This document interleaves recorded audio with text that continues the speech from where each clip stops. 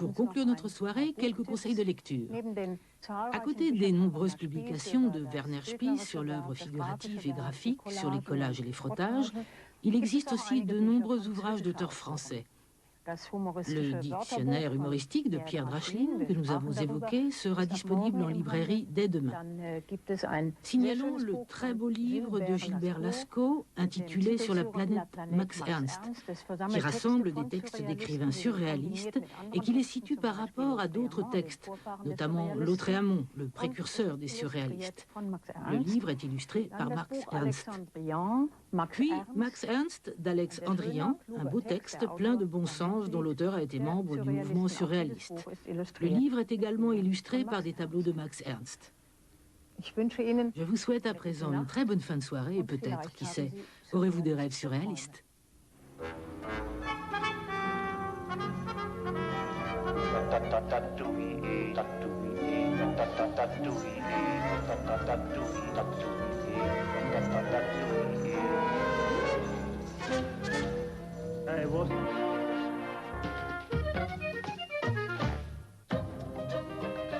Et maintenant,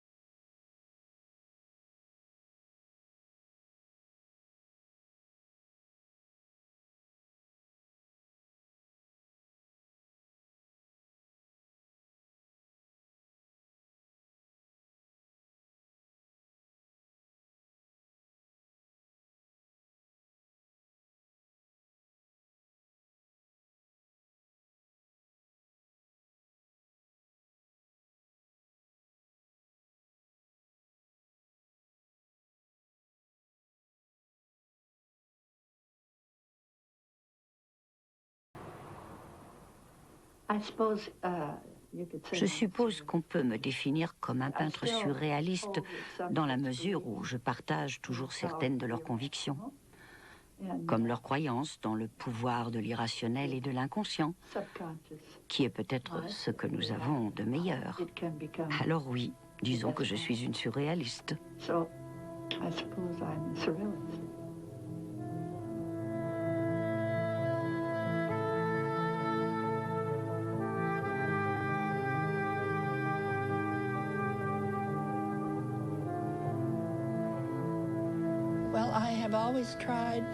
J'ai toujours tenu, par exemple, et c'était pratiquement une résolution de ma part, à me passer de ligne d'horizon, car je voulais que les choses évoluent dans l'espace, un espace sans restriction.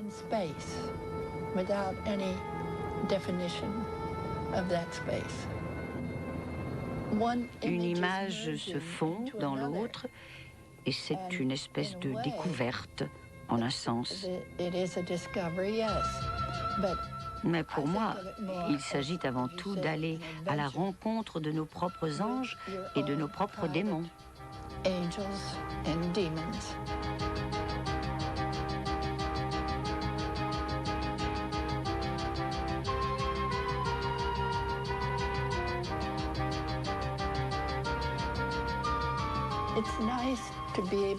On a l'impression d'être un magicien.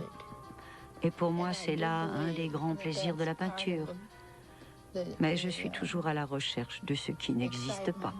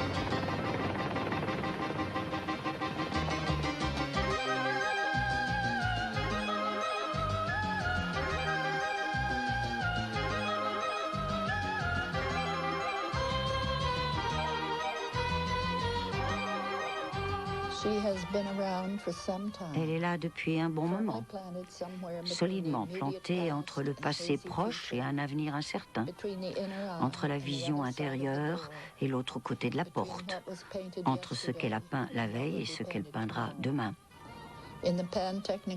Dans le grenier où elle engrange sa vigoureuse imagerie, on est frappé par son amour immodéré de la courbe et de l'énigme. Le trompe-l'œil, voilà l'essentiel pour le peintre. L'artifice est partout, pas dans les natures mortes, comme autrefois, mais dans le mouvement même de la vie. Rapide, les atomes s'assemblent dans les molécules des pigments et elle se hâte de maîtriser les tungstats et les chromatophores dans le seul but de les plaquer sur des idées, des êtres minéraux qui sortent d'elle. Cinglantes comme des coups de fouet, les ondes submergent la peinture de référence et balancent ces éléments en un équilibre fluide qui ne doit pas grand-chose au concept ou à l'habileté du peintre.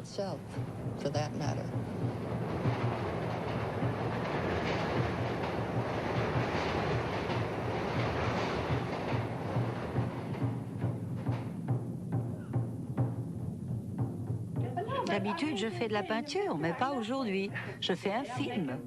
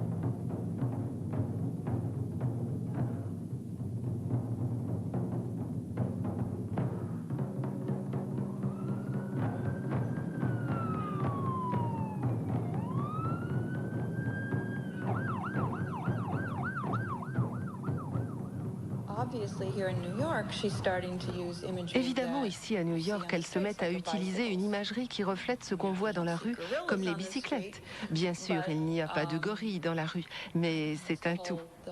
Je crois qu'elle a été inspirée par la préoccupation que l'on ressent ici pour la sauvegarde de la planète et entre autres celle des grands singes. Il me semble qu'elle a absorbé ce qui se passe aujourd'hui à New York.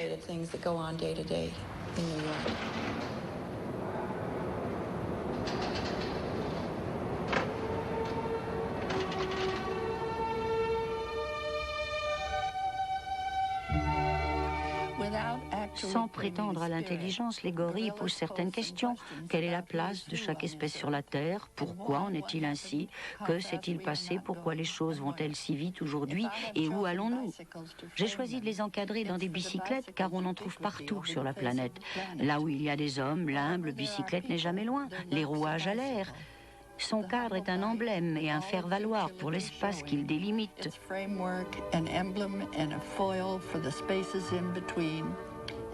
Elle pense à son passé, bien lointain maintenant, comme le gorille, qui songe à la nuit des temps où il a été distancé, où l'homme a sauté sur sa bicyclette pour filer à toute allure. Et aujourd'hui, il ne s'en souvient plus. Mais la bicyclette est pleine de rêves, des rêves de vitesse ou de lenteur, et le gorille est plein de silence. Et moi, je suis l'artiste qui a promis de les rassembler, ce squelette noir, vivant, léger et mouvant. Je suis la bicyclette qui traverse des régions où règne la confusion. Puis, comme un lien mystique, surgit le visage du gorille, au regard plus profond que l'océan, plus lointain que la planète elle-même, un regard qui accuse et excuse à la fois. Il s'infiltre en moi, la bicyclette, comme une tache le long des lignes brisées de mes roues et de mon guidon, et je m'effondre et je demande pardon. The bicycle is something she saw in the street, it was laying there, Elle a vu un jour une bicyclette dans la rue, retournée, avec les roues en l'air. Il lui a semblé qu'elle avait une histoire, et elle s'est mise à essayer de l'imaginer. Je pense que la roue de la bicyclette est peut-être un foyer destiné à concentrer le regard, ou alors un symbole de vie, ou un symbole de libération, ou encore un symbole de technologie. Il y a de nombreuses possibilités. Et si Dorothea était là à mes côtés, je crois qu'elle nous dirait de ne pas limiter le champ de l'équation symbolique, mais de la laisser ouverte.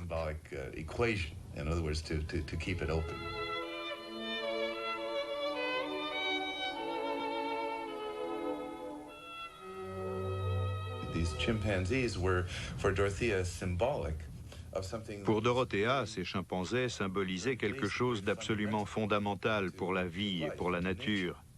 Quelque chose qui risque de se perdre si l'on n'y prend pas garde. C'est une sorte de message qui nous demande de retrouver un juste équilibre.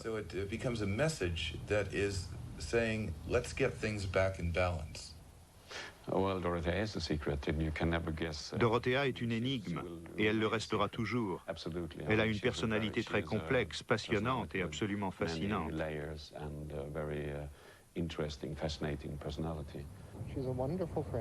C'est une amie extraordinaire. Elle est généreuse et elle aime la compagnie.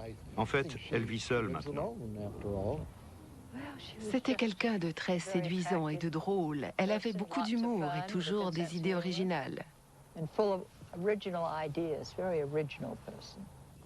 Elle est absolument imprévisible.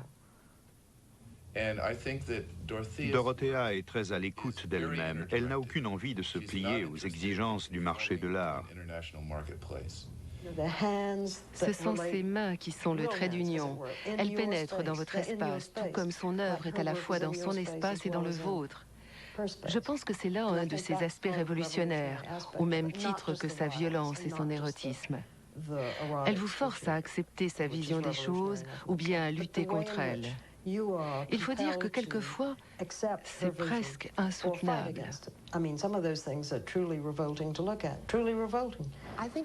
Moi, ce qui me fascine chez Dorothea et dans son œuvre, c'est la constance de son énergie créatrice.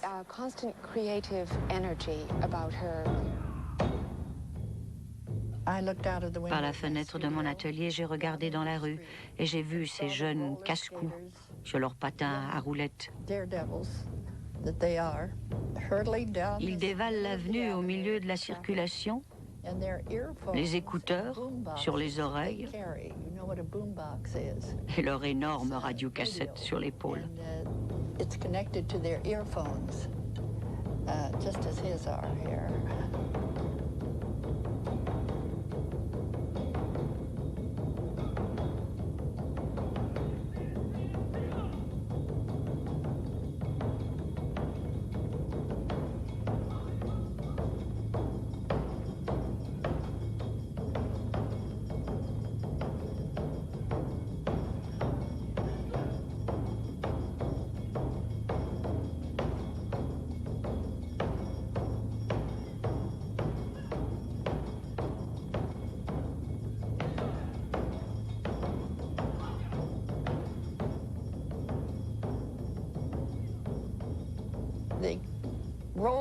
Ils roulent dans la rue au milieu des voitures et ils ne les entendent même pas. Ils écoutent leur musique. Ils m'ont fait penser à des extraterrestres ou à des archanges. Je n'aurais pas été surprise de les voir s'envoler.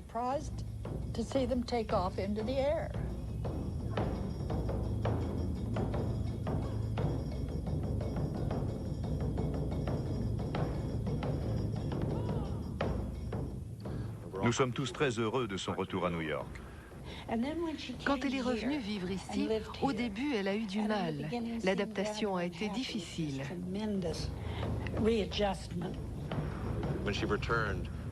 Quand elle est revenue, il y a une dizaine d'années, c'était l'automne.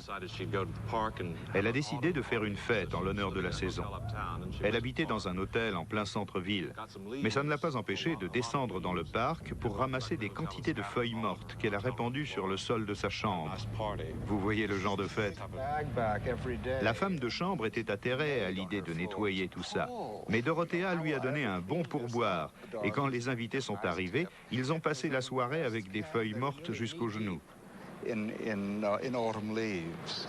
And we've had dinner parties and Dorothea comes dressed up, in different ways. Quand elle va à un dîner, elle se déguise en princesse des mille et une nuits ou en sorcière. C'est vraiment quelqu'un de très drôle. Always fun.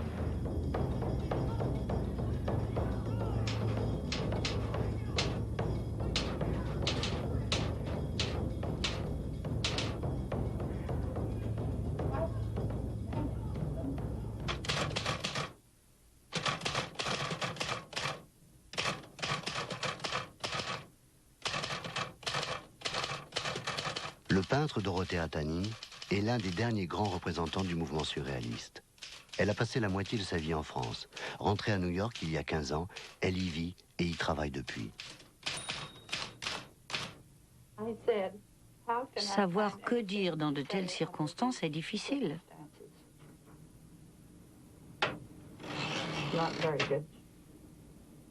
Je ne suis pas très inspirée. Parfois, l'artiste peintre troque le pinceau contre la machine à écrire. Elle a écrit un livre sur sa vie commune avec Max Ernst, intitulé Birthday, anniversaire. Pourquoi cette biographie? D'abord, ce n'est pas vraiment une biographie. Je parlerais plutôt de mémoire ou un kaléidoscope de souvenirs que j'ai voulu mettre par écrit, de peur de les oublier un jour.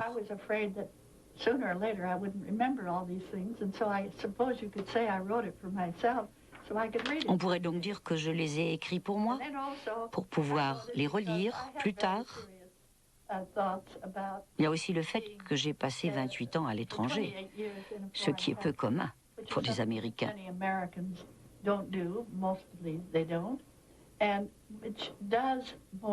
J'ai pensé que cela avait forcément changé ma façon de voir les choses. Et j'ai donc voulu explorer un peu cet aspect de ma vie. Enfin, bien sûr, j'ai écrit ce livre pour parler de Max Ernst, qui est pour moi l'un des plus grands hommes qui ait jamais vécu. J'ai voulu lever un peu le voile sur l'énigme qu'il représente pour la plupart des gens et le rendre accessible et bien vivant, comme je l'ai connu.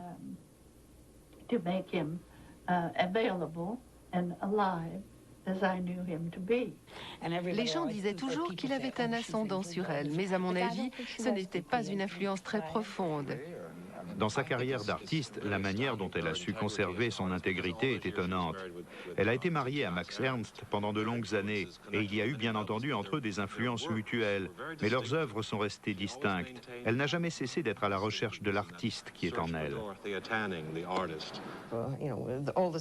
Cette exploration de son espace intérieur est en rapport avec la libération de soi qui était et qui reste l'essence même du surréalisme.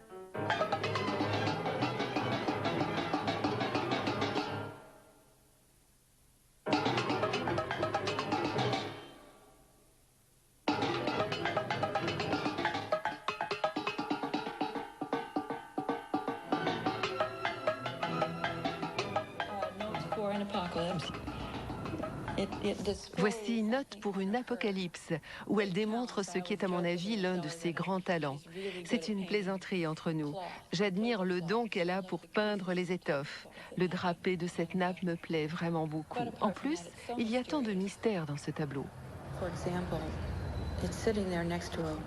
Par exemple, il m'est arrivé de le regarder depuis l'autre côté de la pièce et d'avoir l'impression d'y voir se refléter une lampe qui était allumée près de moi. Je l'ai donc éteinte et en fait, je me suis aperçue que c'est du tableau que sortait la lumière. Je ne sais pas comment c'est possible.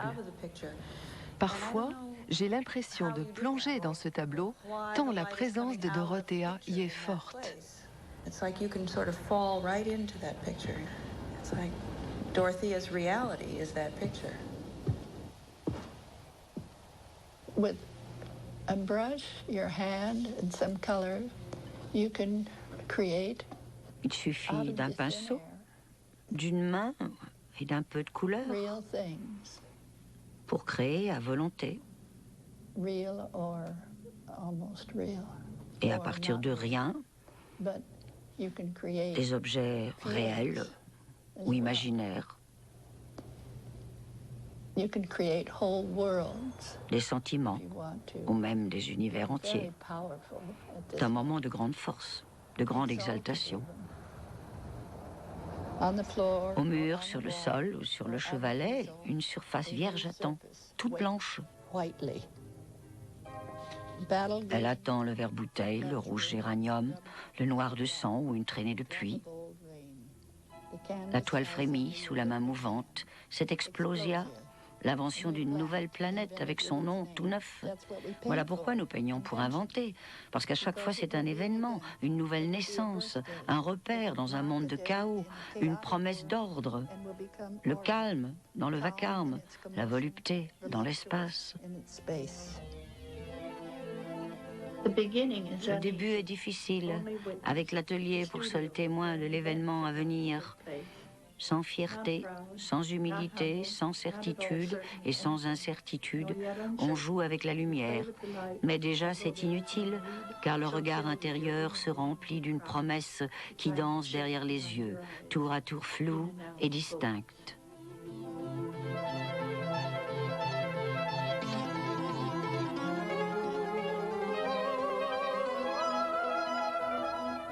Le cœur bat très vite, car après tout, l'échec est toujours possible. L'être se donne tout entier, tout vient de l'intérieur, rien de l'extérieur. C'est un processus solitaire.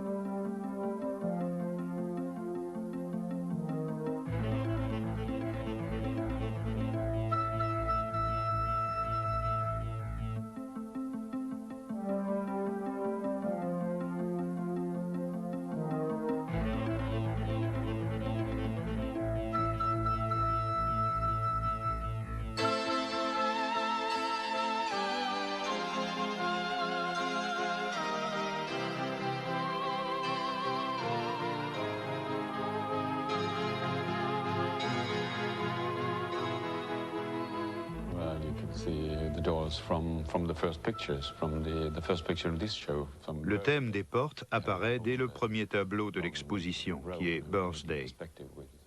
Il y a une longue enfilade de portes en perspective, mais ce qui est très important, c'est qu'elles sont ouvertes. Chez certains artistes, on trouve beaucoup de portes fermées, et c'est tout à fait différent. Pour Dorothea, une porte doit être ouverte comme une invitation à découvrir de nouvelles possibilités. C'est un monde nouveau à découvrir. Et puis, il y a les deux filles de part et d'autre de la porte. Chacune d'elles maintient la porte avec son pied, comme pour se protéger de l'inconnu qui se trouve de l'autre côté et qu'elles ne veulent pas affronter. Mais c'est peut-être le contraire. On peut aussi vouloir ouvrir une porte parce qu'on est curieux de savoir ce qui se passe derrière. Alors on ne sait pas si ces deux filles essayent de maintenir la porte fermée ou plutôt de l'ouvrir d'un coup de pied.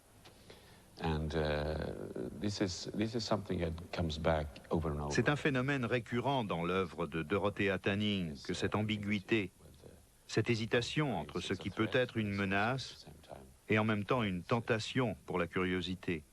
Il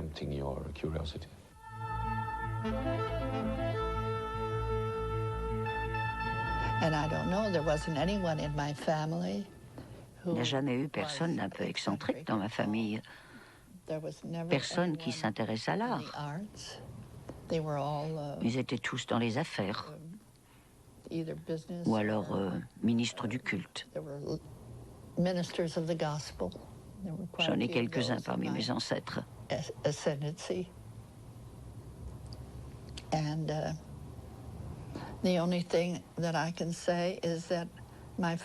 Mon père était capable de dessiner un cheval, c'est tout.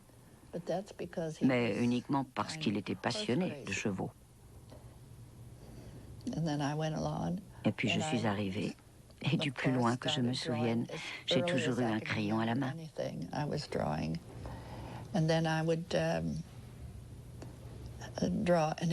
Je dessinais un ange, par exemple, mais c'était une femme souriante avec des petits seins ronds, et ils me regardaient tous comme si j'étais une étrangère dans ma propre famille.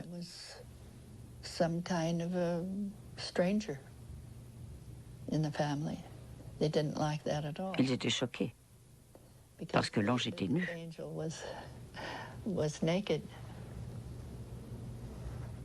Pour eux, la peinture, ce n'était pas un métier. Ils pensaient aux modèles qui posaient nus dans les ateliers et à ce genre de choses. Alors je suis allée à l'université, je suis devenue bibliothécaire, enfin plus ou moins, car je me suis souvent fait prendre à lire les livres au lieu de remplir les étagères et de ranger les ouvrages, ce qui était mon travail en principe.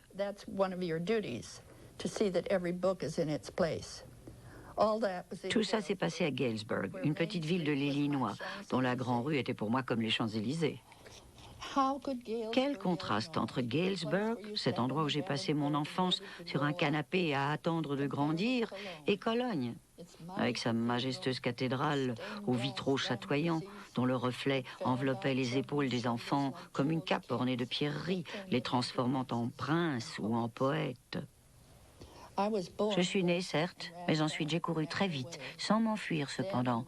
Plus tard, petit à petit, sous le même ciel que Max, je me suis battue, j'ai lutté, et j'ai fini par croire à mon étoile, qui est libre, comme toutes les autres sur la terre.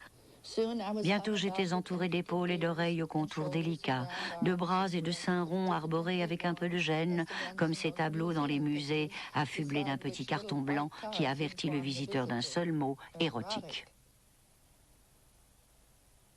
Ce qui m'a surtout intéressée, c'est cette espèce de violence qui s'apparente à celle des surréalistes. Ce qu'ils exprimaient par des mots, elle le dit souvent par la peinture, comme dans ce tableau intitulé « Jeux d'enfants », où des petites filles arrachent une tapisserie qui s'avère être un buste de femme. Il y a un rapport entre la chevelure et l'acte de violence. Ce n'est pas très rassurant. C'est une peinture qui dérange.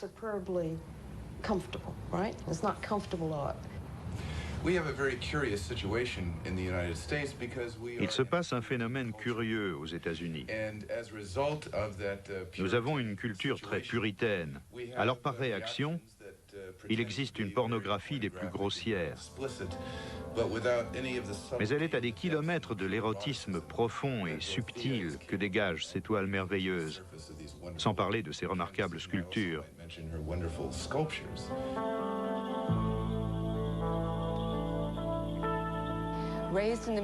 Elle a grandi dans les plaines monotones du Middle West, entourée d'une famille on ne peut plus traditionnelle et conservatrice.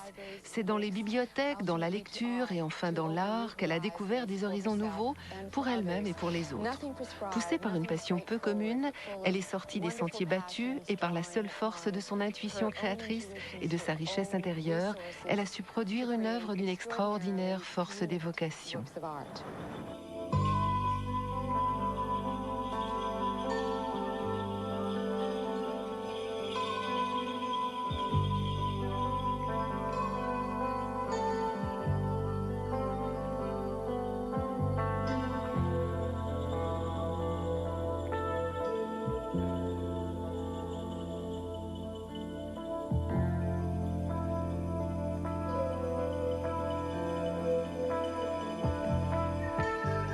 La partie haute du château se composait de nombreuses salles anguleuses qu'aucun visiteur n'avait jamais découvertes.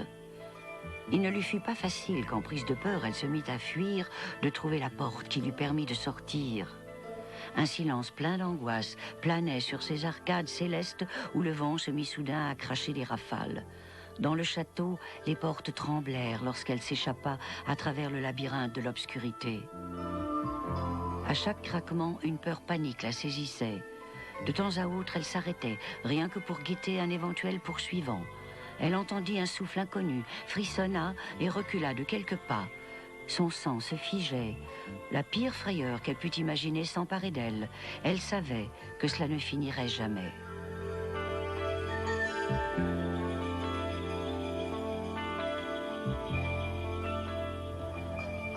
Quoi, l'école des beaux-arts? C'est pas sérieux. Cette gamine a perdu la tête. À l'université, on lui remettra les idées en place. Quelles étaient vaines les inquiétudes de mes pauvres parents quant à la vie de bohème que j'avais choisie. Ils auraient approuvé pleinement le milieu artistique new-yorkais, un petit monde régi par les bonnes mœurs et une certaine habileté tactique à produire ce qu'il faut au bon moment. Chaque fois que je passais devant la bibliothèque municipale de Galesburg, je m'imaginais caché entre les rayons, à faire le genre de découverte que ne pouvait guère m'offrir ma petite université. Je n'ai pas eu à attendre longtemps, puisqu'à l'âge de 16 ans, j'y ai obtenu mon premier emploi, à temps partiel, il est vrai. J'en ai retiré un sentiment d'indépendance, d'autant plus qu'il m'a permis de prendre mes premières vacances seule, dans une solitude voulue et sans concession.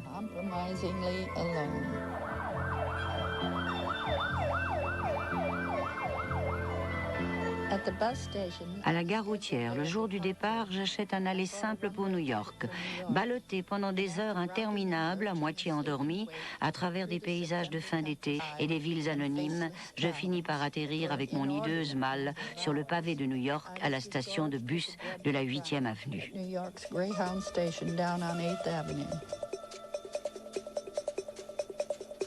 To Greenwich Village, I ordered the taxi driver.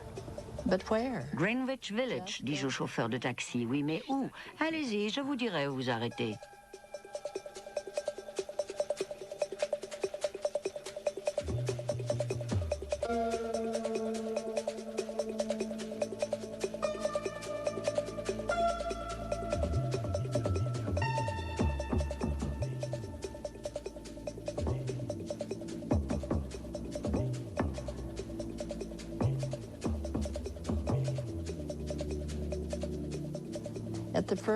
Au premier panneau de chambre à louer, je lui demande de se ranger. Je monte voir la chambre, je donne $5 à la logeuse, elle me remet mes clés et le chauffeur monte ma malle à l'étage. 5 minutes plus tard, je ferme la porte derrière lui et me voilà new-yorkaise.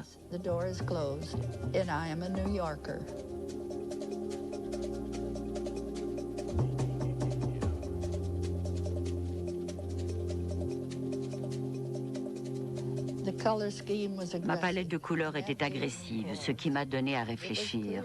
Il m'est apparu assez rapidement que je devais chercher à travailler dans un atelier d'artiste, où cette tendance me serait un avantage et m'aiderait à me réaliser.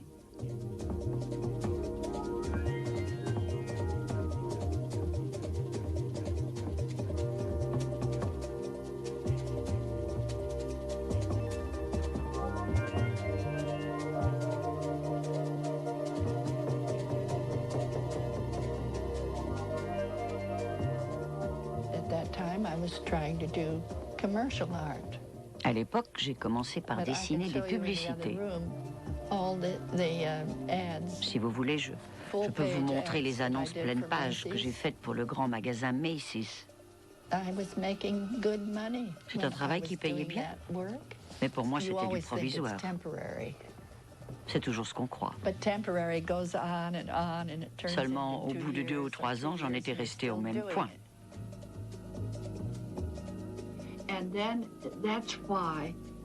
Alors quand l'exposition sur le mouvement Dada et les surréalistes a ouvert ses portes à New York, ça a été comme une explosion. Et pas seulement pour moi, pour tout le monde. 1936, au Musée d'art moderne de New York, une exposition fait sensation. Art fantastique, Dada, surréalisme. Dans le monde de l'art, les esprits s'échauffent à la vue des absurdités de Dali, Duchamp, Man Ray, Meret Oppenheim, Max Ernst et Walt Disney. Pendant la Deuxième Guerre mondiale, les artistes en exil succèdent à l'arrivée de leurs œuvres.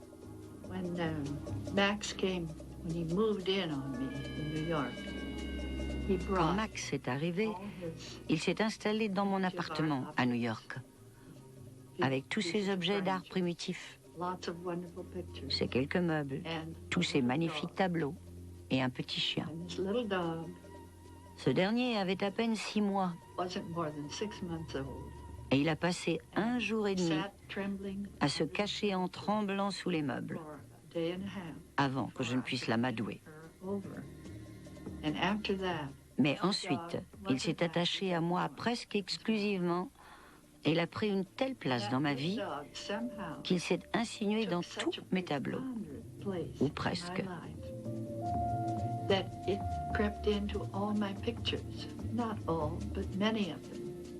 J'avais le sentiment que ce petit chien avait quelque chose de magique.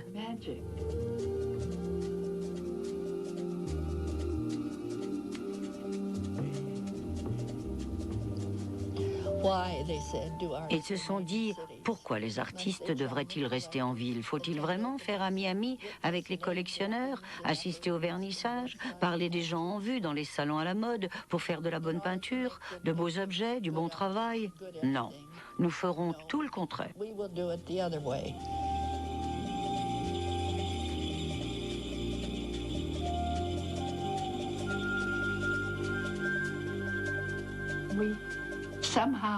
New York nous est apparu soudain comme un endroit malsain. Et nous avions une telle nostalgie de la région de Sedona, dans l'Arizona, qu'il nous a été très facile de tout quitter pour nous y installer. Max n'a jamais aimé les villes. Même en France, nous avons surtout vécu à la campagne.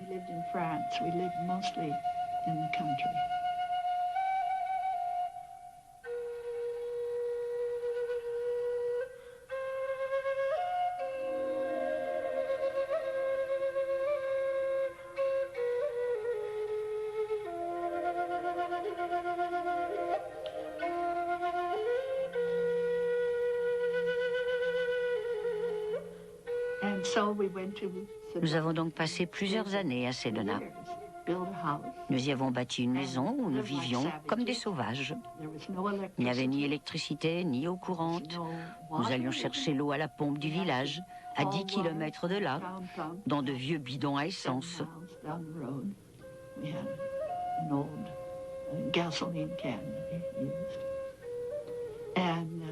Je faisais la cuisine dehors, sur un foyer de fortune, au milieu des cactus. Et ma foi, j'y ai préparé quelques fort bons repas.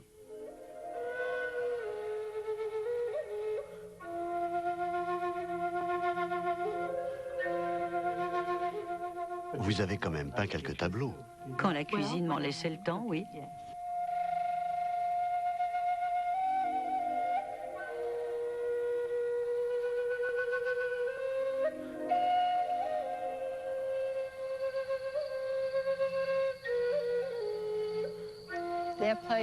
Leur maison était très simple mais agréable. Max l'avait construite et c'est Dorothea qui régnait à la cuisine et dans l'atelier.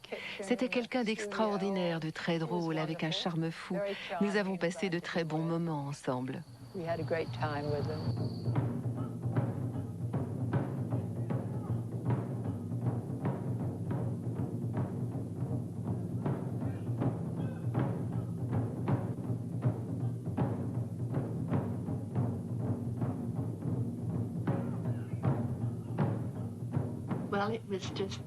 C'était un endroit de rêve. Nous étions tous les deux conquis. Que vous dire de plus?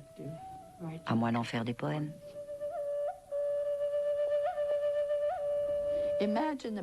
Quelle ivresse de vivre parmi des éléments aussi opposés, sous un ciel si éclatant qu'il illuminait les recoins les plus sombres de l'être. Et sur une terre antique, aux pierres cruelles, peuplée seulement de squelettes de cactus immobiles. Tout ce que la nature compte de créatures malfaisantes grouillait ou rampait alentour et nous épiait avec haine, réservant leur venin à qui serait assez fou pour les approcher et les défier.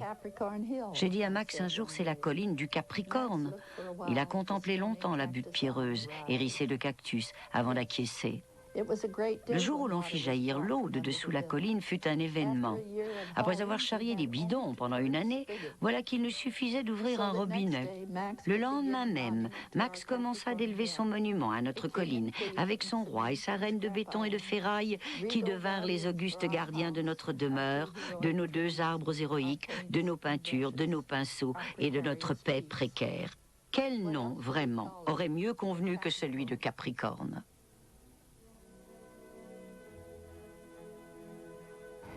Le velours des nuits était le prélude à la passion des jours, dans un paysage si intense que si Wagner l'avait connu, sa musique aurait été bien plus retentissante encore.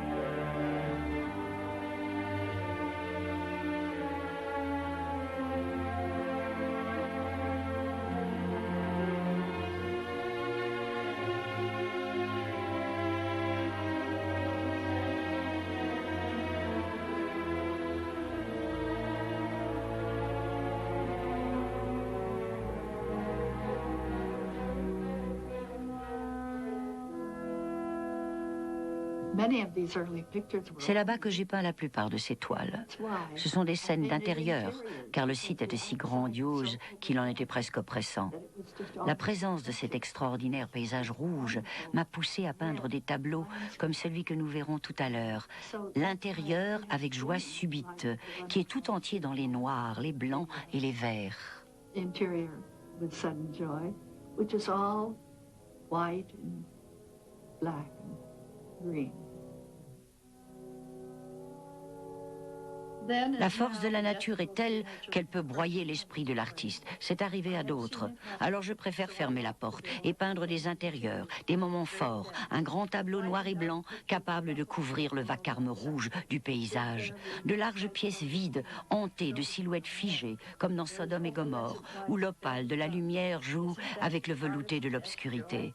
Quelle plus grande joie pour le peintre que celle de maîtriser la lumière, de rivaliser avec le soleil et la lune, de bouleverser leur logique par la force du pinceau pour imprimer sur la toile un ego monstrueux. Je suis là, sur le tableau noir de cette toile, avec Rimbaud, le poète fou, entouré des notes de son journal secret.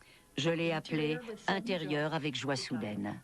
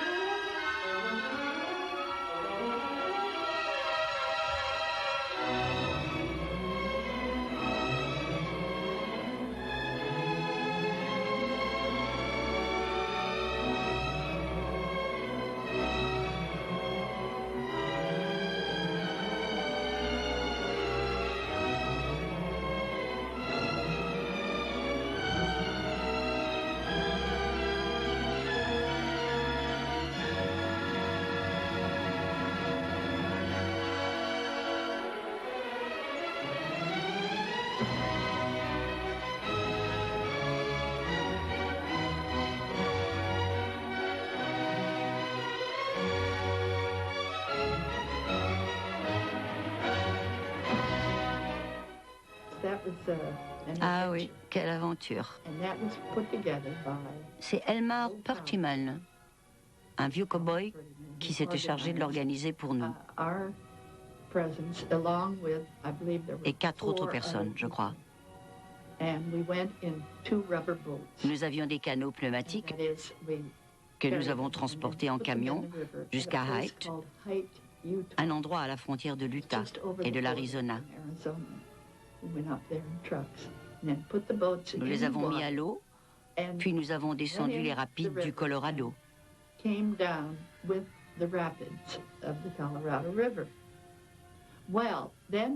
Chaque soir, Elmar nous guidait vers l'un des rares emplacements où la berge était accessible. Les falaises sont si abruptes de part et d'autre du fleuve qu'il est impossible d'en sortir. Le moindre accident aurait été fatal.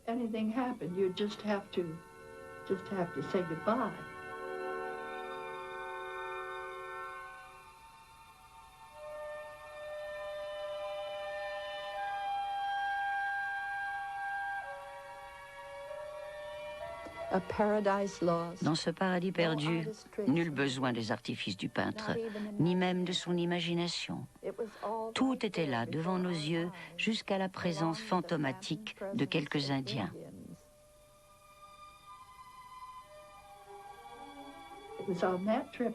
C'est pendant ce voyage que nous avons réalisé notre épisode du film de Hans Richter, qu'il a appelé plus tard 8 par 8. Nous l'avons tourné dans l'un de ces étranges petits canyons dont personne, nous en étions persuadés, n'avait foulé le sol avant nous. Cette pierre était la pièce maîtresse du film. Bien sûr, c'était très surréaliste. Il ne faut pas y chercher de logique. Nous portions la pierre, moi d'abord, puis Max me rejoignait, la posait par terre et la prenait à son tour, et ainsi de suite. Nous avons continué ainsi pendant une demi-journée. Nous avons rapporté cette séquence à New York et Hans Richter l'a vue. Nous avions aussi gardé la pierre et la robe. Alors un dimanche matin à 5 heures, nous avons tourné la même chose dans les canyons de béton de New York.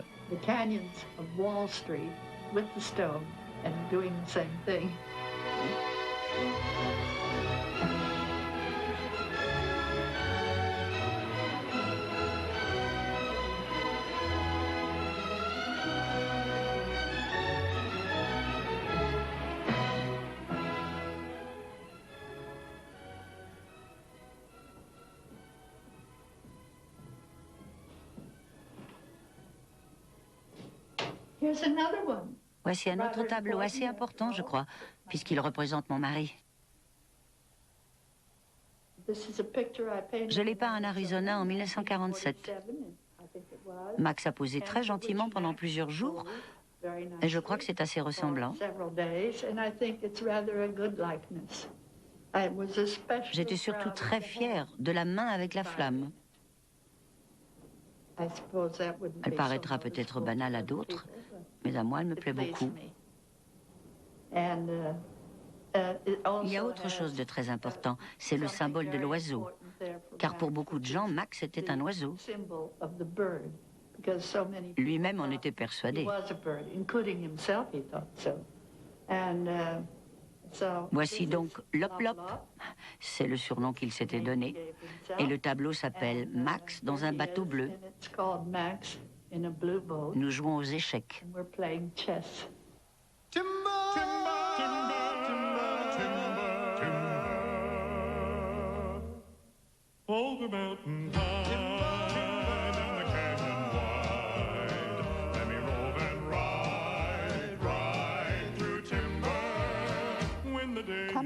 Nous sommes revenus à Sedona bien des années plus tard pour y trouver une population toute différente.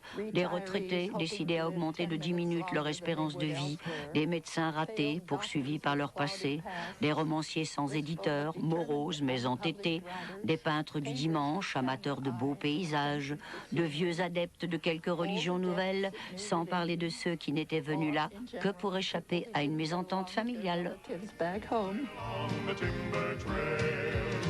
High in the sky above, the love song of the trees will blend and win its way out on the breeze. This was a gardener in a foreign lifetime. Then the echoes ring. As you can see, I'm plowing up a furrow right now. On the timber trail. Go to him and put a halter on him, Frosty. That's all he needs. Well, let's send out the bull they call Too Legit to quit, see if we can't pair them up 2 by 2. Send them out Noah's Ark style.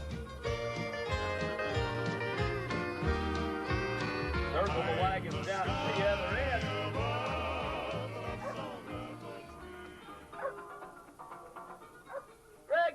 Greg Armstrong, our current leader of the bull ride.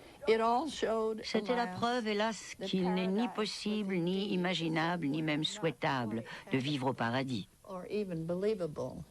Au fait, Adam et Ève ont-ils été chassés du jardin d'Éden ou bien l'ont-ils quitté de leur propre chef?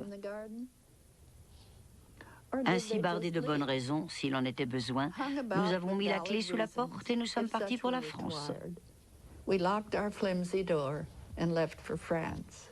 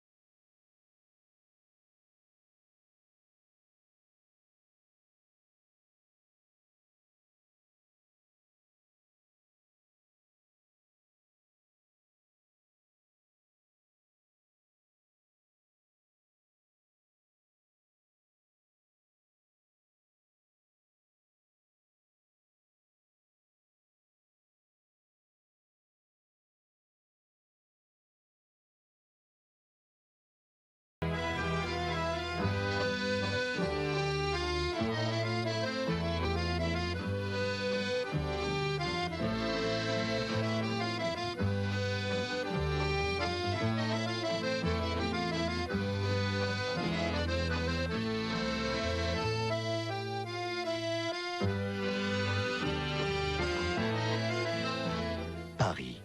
Pour Dorothea Tanning, un rêve se réalise. Depuis ses débuts, la jeune artiste a toujours voulu se rendre dans la capitale européenne de l'art, pour entrer dans le clan d'André Breton, de Marcel Duchamp et de tous les autres.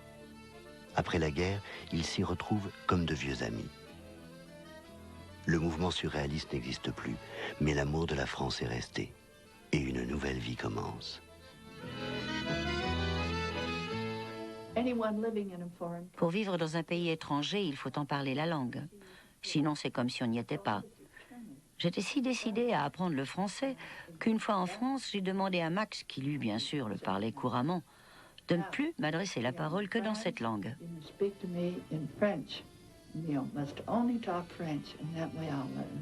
Il a répondu en français, « Oui, d'accord ». Mais quand je lui ai demandé « Quelle heure est-il ?», il m'a répondu en anglais.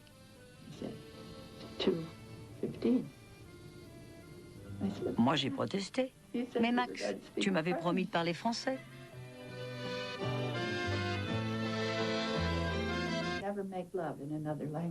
C'est intéressant, non?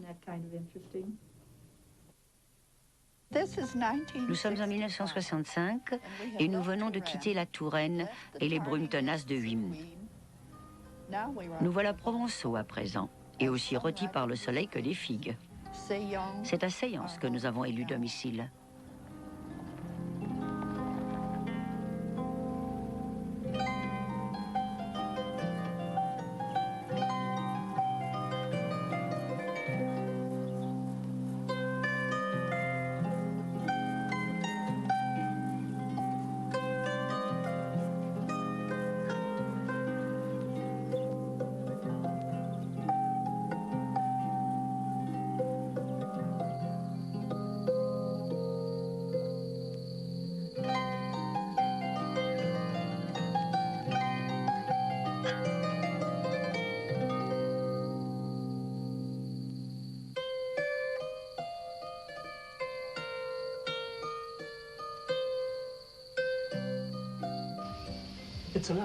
C'est un endroit merveilleux, surtout par une si belle journée.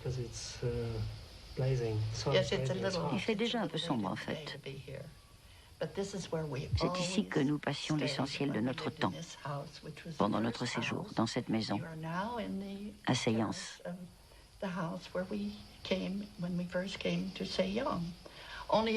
Nous sommes sur la terrasse, mais elle était très différente à notre arrivée.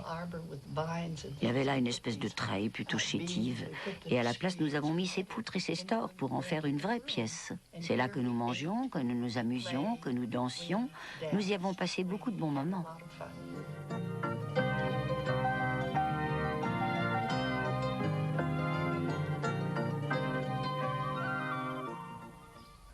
Je n'en reviens pas d'être ici, de retrouver toutes ces choses que j'ai faites il y a de si longues années, quand je vivais là et que je travaillais avec Pierre Char.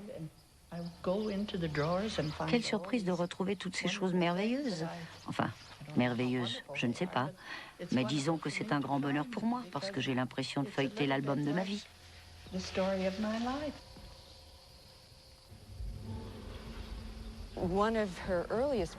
L'une des premières gravures de ce portfolio fait partie de sa première série importante de lithographies qu'elle a réalisée à Paris.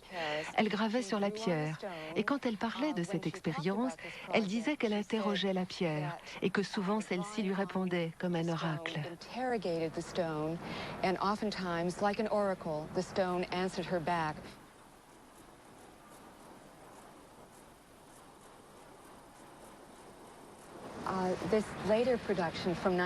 Cette œuvre plus tardive de 1973 était destinée à un livre intitulé « En chair et en or », un recueil de 10 poèmes, des haïkus, que Dorothea avait composés. L'une de mes gravures préférées est celle-ci, intitulée « Acérite », et je vais vous lire le poème qui l'accompagne. Vous voyez qu'il y a une certaine similarité entre les silhouettes féminines, mais elle a beaucoup évolué ici. C'est une sorte de protoplasme ou d'ectoplasme, une forme qui explose et émerge d'un fond tourmenté. Pleine de sensualité, elle est observée par un motif que Dorothea réutilise volontiers dans ses peintures et dans ses gravures, celui de l'œil et de la femme au bras levé, les deux à la fois. Il s'agit de l'œil intérieur qui voit plus loin. Voici donc le court poème qui l'accompagne. Acérite, la lune tremble et pire disparaît. Je te salue, délire.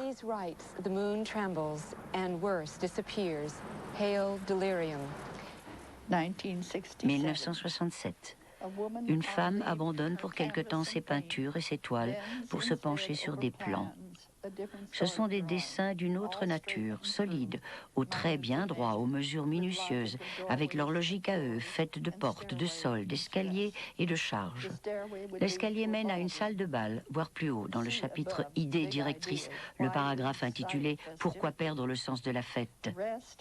Le reste, tout le reste sera de plein pied, pour que de son vaste atelier, Max accède sans effort, par des sols lisses d'allées de marbre, aux autres lieux de notre domaine.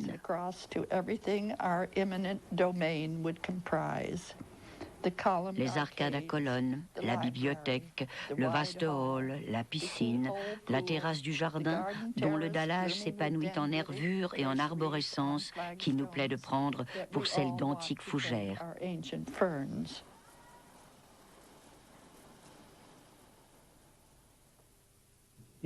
Vous viviez ensemble, mais est-ce que vous travailliez ensemble? Oh mon Dieu, non. Jamais nous nous serions permis d'entrer dans l'atelier de l'autre, sauf sur invitation, ce qui arrivait quelquefois. Lorsque l'un de nous avait terminé un tableau, il lui arrivait vers la fin de la journée, en général à l'heure du thé, vous voyez, de dire « J'ai fini mon tableau, tu veux venir le voir ?»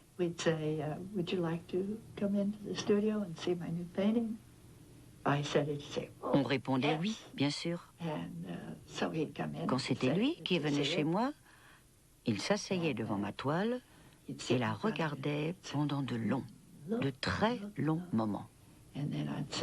Alors je lui demandais ce qu'il en pensait, parce que je ne savais pas moi-même si elle me plaisait.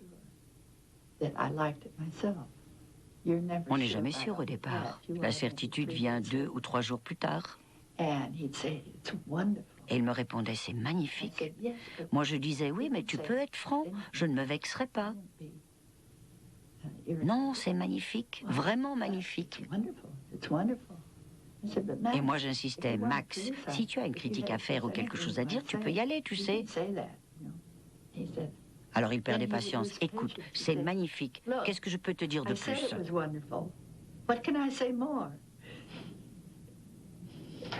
Et il s'en allait. Le lendemain à table, pendant le déjeuner, que nous prenions toujours ensemble, je lui disais, Max, tu sais le tableau que je t'ai montré hier? Eh bien, je l'ai détruit. Il jetait sa serviette à terre et frappait du poing sur la table en s'écriant « Non !» avant d'ajouter un peu plus tard « C'est vrai que tu en as fait de meilleurs. »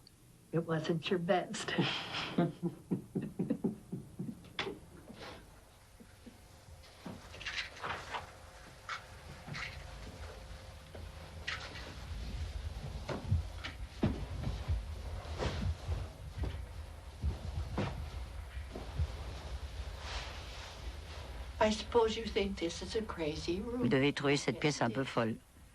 Et vous avez sans doute raison. Mais j'ai toujours une envie irrésistible de transformer les endroits où j'habite.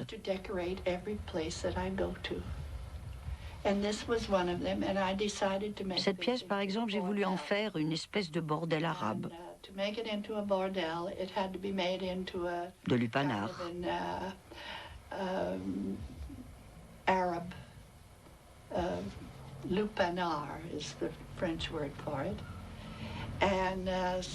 Alors je me suis procuré ces coussins à Milan, dans un quartier populaire où les gens les trouvent très beaux.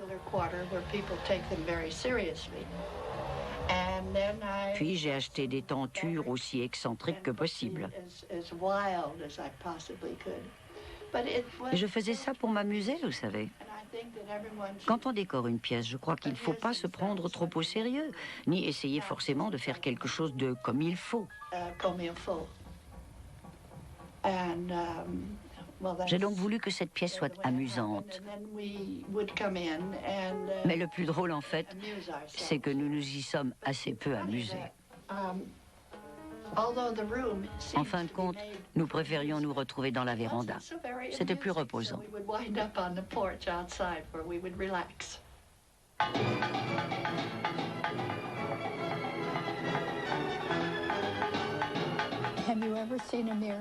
Vous avez déjà vu un miroir brisé?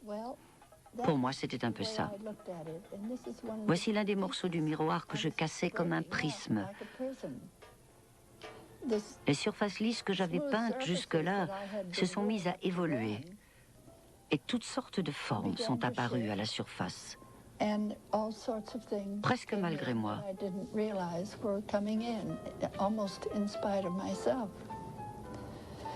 C'était comme un jeu de cache-cache, avec mes symboles familiers.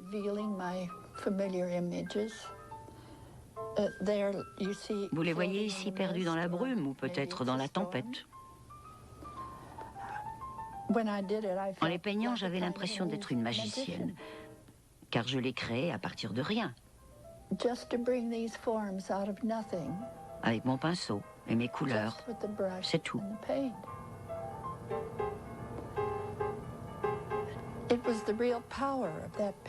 J'étais fascinée par la force de la peinture, par cette alchimie des couleurs qui se mêlent sans cesse. Les pièces du puzzle finissaient par se rassembler et petit à petit, je découvrais les surprises. Est-ce que ce sont des monstres ou bien des dieux? À vous de choisir. J'ai peint celui-ci à la fin des années 50 et ça doit être mon troisième tableau dans ce style. J'avais radicalement transformé ma façon de voir les choses. The way of seeing things.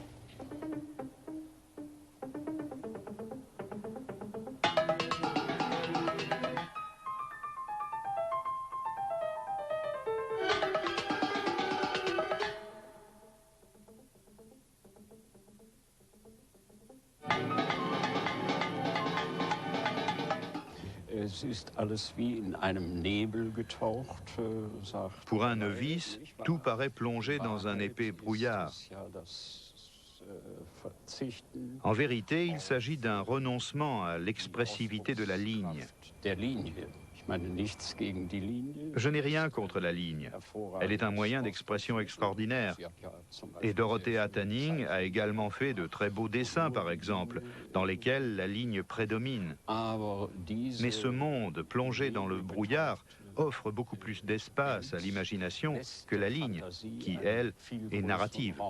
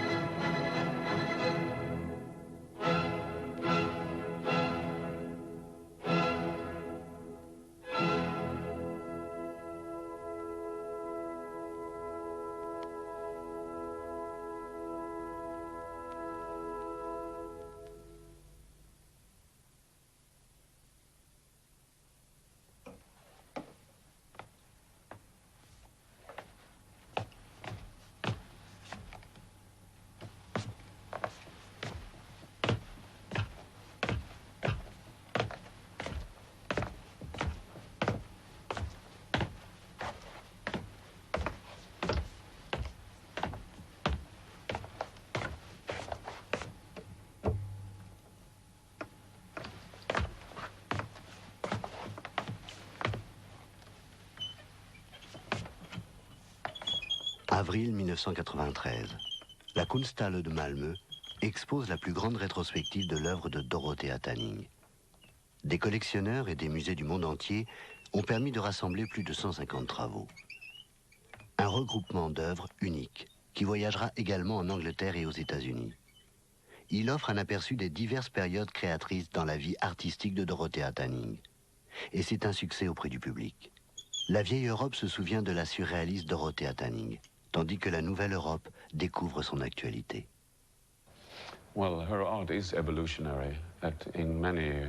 La nature même de sa peinture est d'être sans cesse en évolution, et c'est probablement là son aspect le plus intéressant. Bien sûr, le surréalisme a été un mouvement artistique qu'on peut dater entre les années 20 et les années 30, et en tant que mouvement historique, on peut dire qu'il s'est éteint. Mais Dorothea, elle, est bien vivante. Elle a fait partie de ce mouvement et a aidé à le faire progresser par l'évolution de sa peinture. Elle prend ses racines dans le surréalisme, mais elle en fait quelque chose de très personnel et de très fort. Dans le surréalisme, il s'agit avant tout de se convaincre que nous percevons le poétique grâce à notre sens de l'alchimie du langage. Il me semble que c'est exactement ce qu'elle fait, avec les mots aussi bien que dans sa peinture. René Magritte, le grand maître du surréalisme, célèbre sa collègue et amie Dorothea Tanning. Dans les années 60, elle s'impose dans les galeries et les musées de toute l'Europe.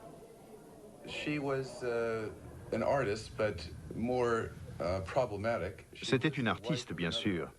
Mais ce qui posait problème, c'est qu'elle était l'épouse d'un autre artiste, voyez-vous.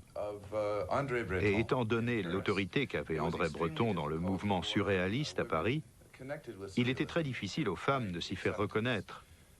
Elles étaient les muses, les inspiratrices des grands hommes. Un point, c'est tout. On ne voit d'abord que la surface, puis on découvre en dessous une autre dimension plus profonde, et puis encore une autre, et ainsi de suite. Je suis ici à l'exposition tous les jours et je découvre sans cesse des choses nouvelles dans ces œuvres. Il y a toujours un secret caché, et c'est là l'aspect le plus important de son art. Je pense qu'elle avait beaucoup de cran parce qu'elle a vraiment eu à se battre. D'abord, elle a vécu très longtemps à l'étranger. Ensuite, elle était l'épouse de l'un des plus grands artistes de ce siècle, ce qui a été une grande difficulté pour elle.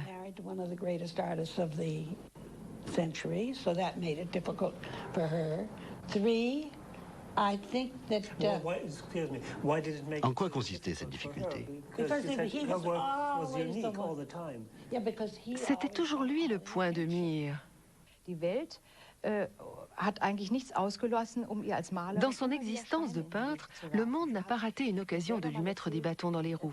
Elle m'a raconté qu'elle avait souvent vu des gens en train de regarder ses tableaux, tout en ignorant qu'ils étaient d'elle, qui admiraient ses tableaux et qui disaient « Mais qui a peint ce merveilleux tableau ?» Alors elle répondait « C'est moi ». Et là, elle entendait toujours la même phrase. « Ah, vous aussi vous peignez ?» Une fois que vous êtes marié à un monument, tout le monde vous demande ce qu'a fait le maître. Et on se fiche éperdument de ce que la maîtresse de maison a pu faire ou peindre.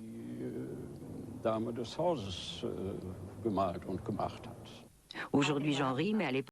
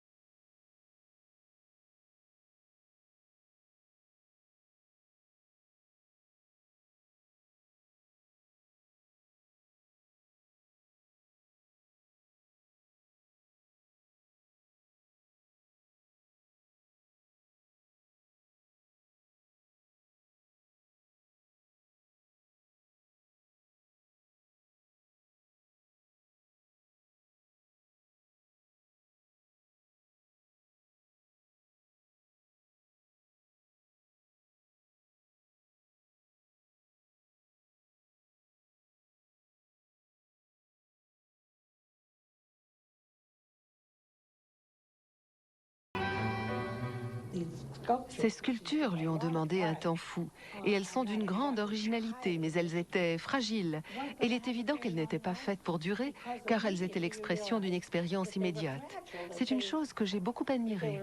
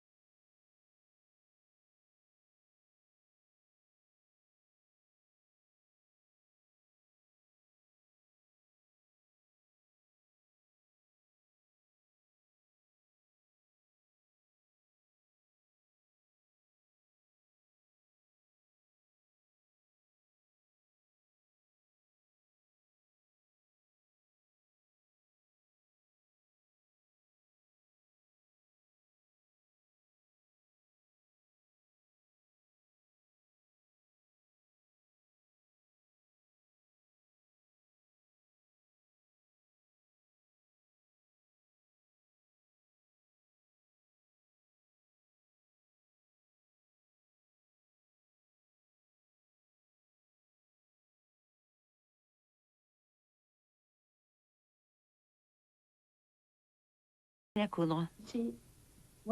Voyez-vous, j'en avais un peu assez d'entendre les gens galvauder le terme de haute couture à Paris ou ailleurs.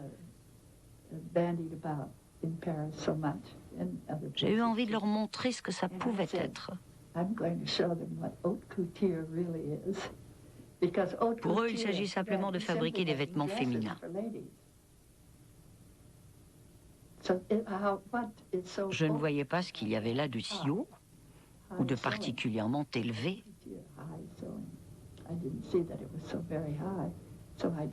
Alors j'ai décidé de me lancer et je défie quiconque de copier mes créations.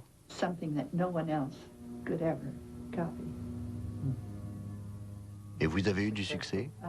Oui, ça a été pour moi une expérience formidable, très enrichissante. J'en ai retiré un grand plaisir, c'était vraiment merveilleux.